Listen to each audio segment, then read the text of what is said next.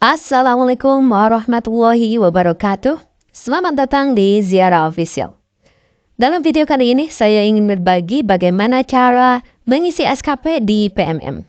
SKP atau Sasaran Kinerja Pegawai biasa dikerjakan setiap tahun untuk menunjang karir seorang ASN. Jadi dibutuhkan ketika naik pangkat ataupun naik jabatan, karena dalam SKP ini nanti akan hasil akhirnya adalah angka kredit ya.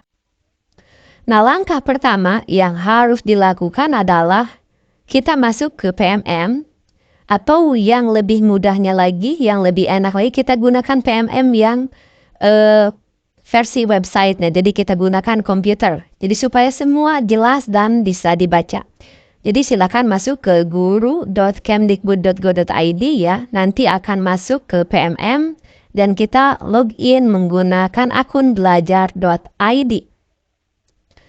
Nah, setelah itu kita masuk ke pengelolaan kinerja. Nah, kenapa pengelolaan kinerja ini harus segera kita lakukan? Karena batas terakhir itu adalah tanggal 20 Januari. Jadi waktunya sangat terbatas sekali. Dan semua ASN diharapkan harus selesai tanggal 20 Januari itu. Oleh karena itu, di sini saya sengaja ingin berbagi supaya rekan-rekan semua bisa mengerjakan dengan mudah. Oke, mari kita mulai. Kita masuk ke pengelolaan kinerja. Tinggal klik saja. Nah, di sini langsung menu lanjutkan rencana kerja. Jadi, tinggal klik saja yang di sebelah sini. Nah, tinggal klik saja yang di bagian ini. Dan muncul seperti ini. Nah, ini dihasilkan dari rapor pendidikan Satdik ya, Satuan Pendidikan kita, di mana tempat kita mengajar. Jadi hasil ANBK yang kita lakukan di tahun kemarin itu muncul sekarang. Nah, di sini kita bisa melihat apa saja indikator apa saja yang kualitasnya masih kurang. Nah, kebetulan untuk sekolah kami di sini, kualitas, dimensi prioritas, kualitas pembelajaran, dan dimensi prioritasnya tidak ada. Karena untuk di sekolah kami ini, tidak ada yang merah ya. Jadi hanya ada yang kuning, yaitu di aktivitas interaktif, instruksi pembelajaran, dan instruksi yang adaptif. Itu masih kuning. Nah, sedangkan yang lain-lainnya di sini sudah baik. Jadi kalau di rapot pendidikan itu indikatornya apabila hijau seperti ini berarti sudah baik. Kualitas di sekolah itu berarti sudah baik. Nah, sedangkan untuk yang kuning itu perlu perbaikan dan yang merah itu adalah menjadi prioritas perbaikan. Oleh karena itu ketika kita membuka SKP pertama kali, maka akan muncul menu ini. Nah, guru itu harus memilih mana yang perlu perbaikan, yang menjadi prioritas, atau biasanya yang berwarna merah atau yang berwarna kuning seperti ini. Dan sebaiknya itu tidak dikerjakan perorangan. Jadi untuk menyusun ini lebih baik bekerja sama bareng-bareng dengan seluruh guru. Jadi berbagi tugas. Berbagi tugas, misalkan di sini kami ada 3 yang kuning. Nah, jangan sampai semua guru itu memilih yang ini. Bisa jadi misalkan kalau ada 12 guru, 12 ASN, kita bagi 3 saja. Berarti 4 orang mengerjakan ini, 4 orang mengerjakan instruksi pembelajaran, 4 orang mengerjakan instruksi yang adaptif. Jadi itu perlunya kita mengerjakan bersama-sama. Tapi kalaupun tidak, untuk hanya membuat sebuah rencana, SKP perencanaan kita, itu bisa kita coba lihat-lihat gitu. Karena nanti kita bisa menyimpannya sebagai draft. Nah, setelah kita simpan sebagai draft, nanti kalau di rapat awal tahun, barangkali kita bisa ungkapkan apa yang kita pilih, misalkan, dan pelatihan apa yang kita ikuti. Jadi, di sini diwajibkan untuk memilih mana yang menjadi prioritas perbaikan. Atau indikatornya ada di sebelah sini, mana yang warna merah atau ya mana yang warna kuning. Dan itu yang harus diperbaiki. Nah, kalaupun misalkan semuanya baik, misalkan di sininya semua warna hijau, tidak ada yang kuning. Nah, menurut BPGP Jabar, ya, saya mengikuti seminar dari BPG Jabar, jadi apabila kasusnya semua hijau,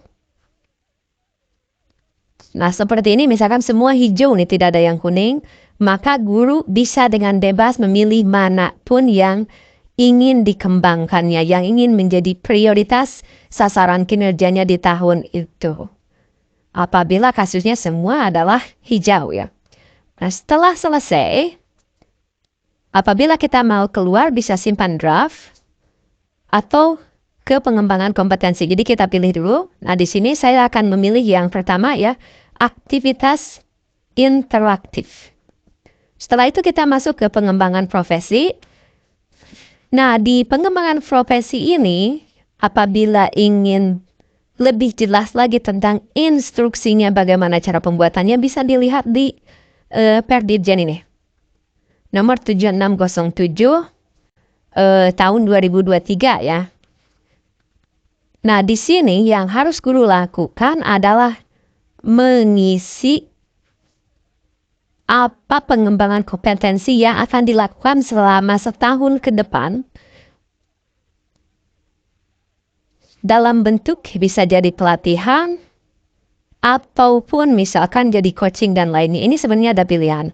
Dan di sini disebutkan Anda diharapkan memiliki minimal 32 poin per semester untuk memenuhi ekspektasi atasan. Ingat, 32 poin per semester ya.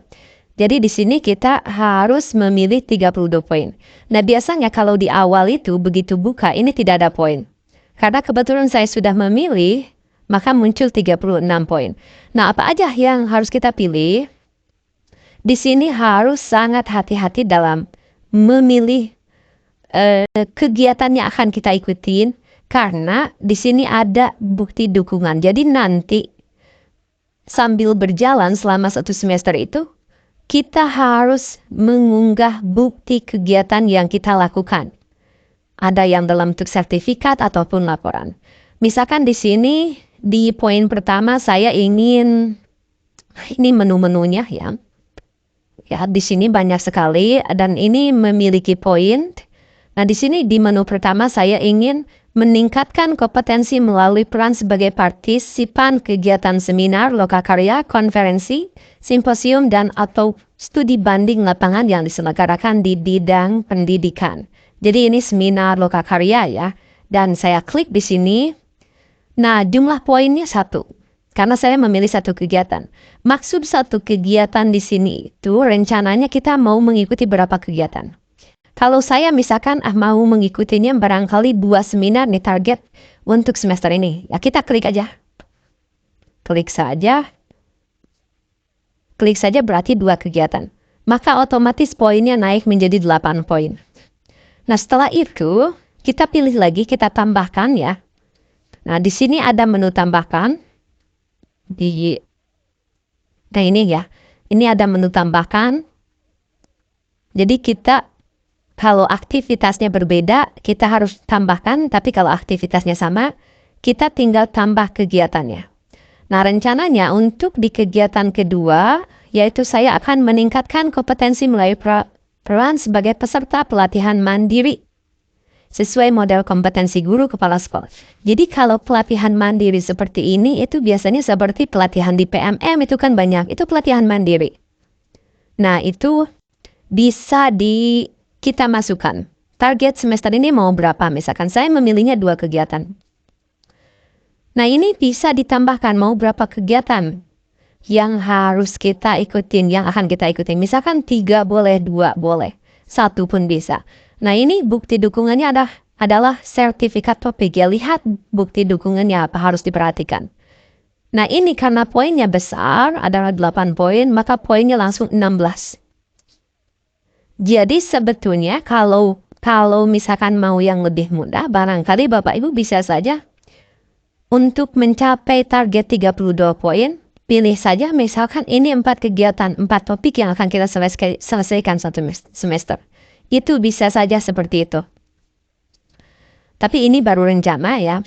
Dan selanjutnya, yang ketiga adalah saya ingin meningkatkan kompetensi melalui peran sebagai coach. Ya, ini baru rencana ya, baru rencana. Karena kebetulan saya berperan sebagai coach untuk saat ini. Nah, kita pilih ini, maka ini 12 poin. Nah, kita lihat ke sini. Jumlah poinnya adalah 36 poin.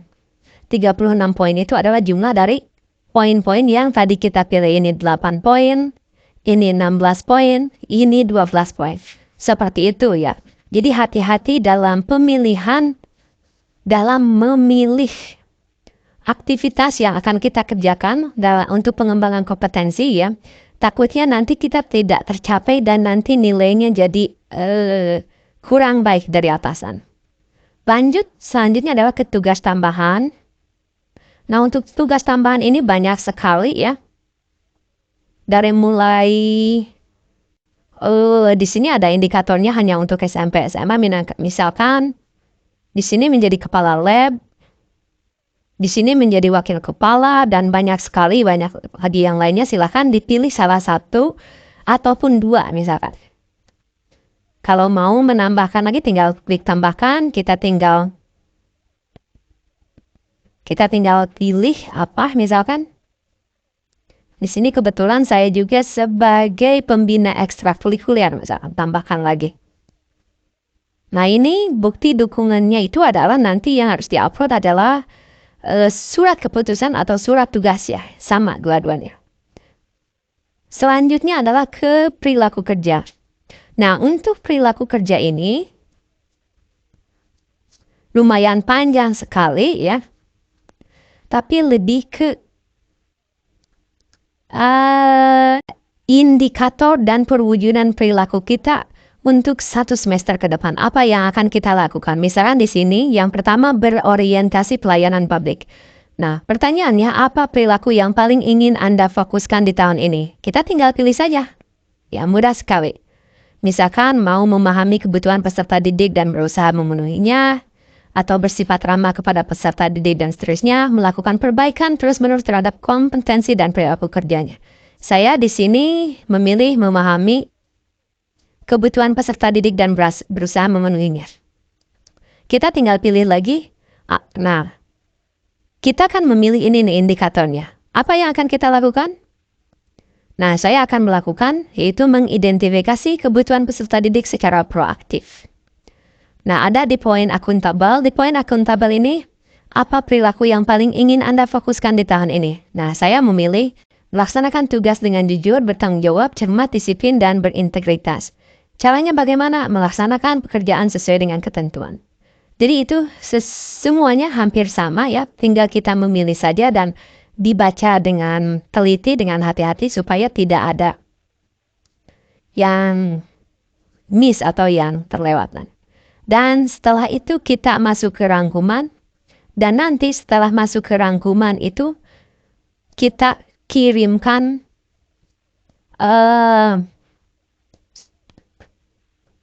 SKP kita ya kepada atasan, dan nanti kita tinggal menunggu approval saja atau persetujuan dari atasan. Nah, karena kebetulan untuk saat ini saya masih dalam tahap pembuatan draft saja. Jadi, saya akan simpan dulu sebagai draft di sini, jangan khawatir. Nah, nanti kita, kalau disimpan sebagai draft, itu masih kita bisa edit lagi gitu. Jadi, menunggu nanti rapat akhir semester bersama rekan-rekan bagaimana langkah atau pembagian tugas untuk mengerjakan SKP ini. Karena kan nanti di bagian awal ini kan harus dibagi-bagi nih siapa yang misalkan di bagian ini, di bagian instruksi yang relatif itu harus dibagi-bagi nanti. Barangkali itu yang bisa saya sharekan, dan saya lihat ini suatu progres yang sangat baik sekali, sebuah inovasi yang sangat bagus sekali dari Kemdikbudristek dan BKN ya, bikin draft dulu. Oke, barangkali itu yang bisa saya sampaikan, semoga bermanfaat. That's all. Assalamualaikum warahmatullahi wabarakatuh.